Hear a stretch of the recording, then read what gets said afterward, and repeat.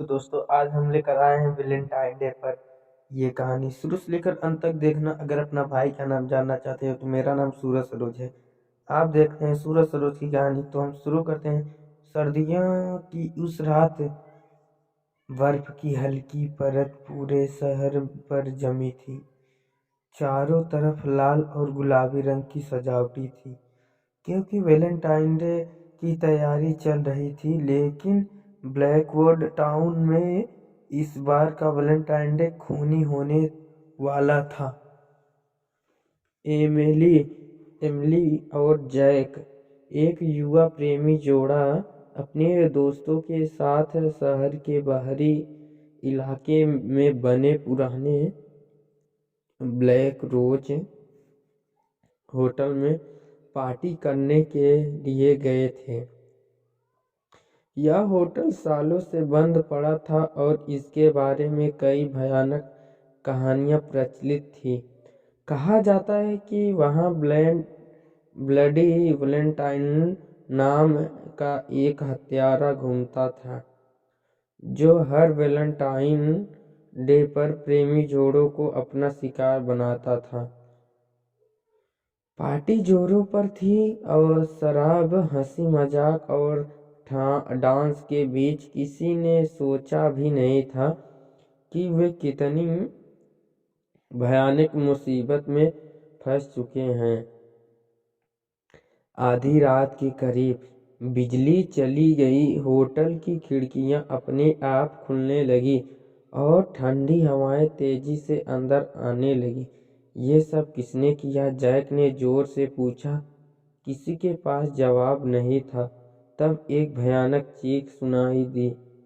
Samantha, जो party में आई थी, उसका खून से लथपथ 100 साड़ियां पर पड़ा था। उसकी आंख डर से फट गई हुई थी और उसने सीने में एक तेजधार चाकू धंसा हुआ था। हमें यहाँ से निकलना होगा, एमिली घबराकर बोली। लेकिन दरवाजे पर अपना आप बंद हो गया। एक गहरी खौफनाक हंसी पूरी होटल में गूंज उठी। वैलेंटाइन डे की वापसी। तुम लोगों ने मेरी शांति भंग कर दी है, अब इसकी सजा मिलेगी। एक भारी आवाज गूंजी। सबकी सांसें थम गई। अंधेरे में एक परछाई हिल रही थी। लंबा कद था, मैं चमकाता चाकू और चेहरा एक लाल मुखौटे से ढका हुआ था। ब्लडी वैलेंटाइन डे वापस आ चुका था। हर कोई इधर उधर भागने लगा, लेकिन जैसे ही वे अलग हुए, एक एक करके सब मारे जाने लगे। भागने की कोशिश। एमिली और जैक अब अकेले बचे थे। उन्होंने होटल के पिछले दरवाजे से निकलने की कोशिश की, लेकिन वहां पहले से ही हत्यारा खड़ा था। तुम लोग भी बाकी सब की तरह मरोगे, उसने ठंडी आवाज में कहा। लेकिन जैक ने हिम्मत जुटाकर एक लोहे की छड़ी उठाई और उस पर हमला कर दिया। कुछ सेकंड की झड़प के बाद एमिली ने पास रखा एक भारी झूमर हत्यारे के सिर पर गिरा दिया। हत्यारा जमीन पर गिरा, लेकिन जैसे ही वे भागने लगे, उसने जैक को पकड़ लिया और चाकू उसकी छाती में घोंप दिया। इमली चीख पड़ी। जैक की आंखें बंद हो गई, उसके हाथ ढीले पड़ गए। अंत में यह एक नई शुरुआत।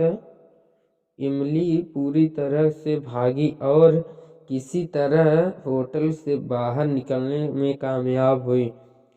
पुलिस को बुलाया गया, लेकिन जब वे होटल पहुंचे तो वहां न हत्यारा मिला, न जैक व सब। बस दीवार पर खून से लिखा एक संदेश था, अगले वैलेंटाइन डे पर मिलते हैं। एमिली की आंखें में डर था।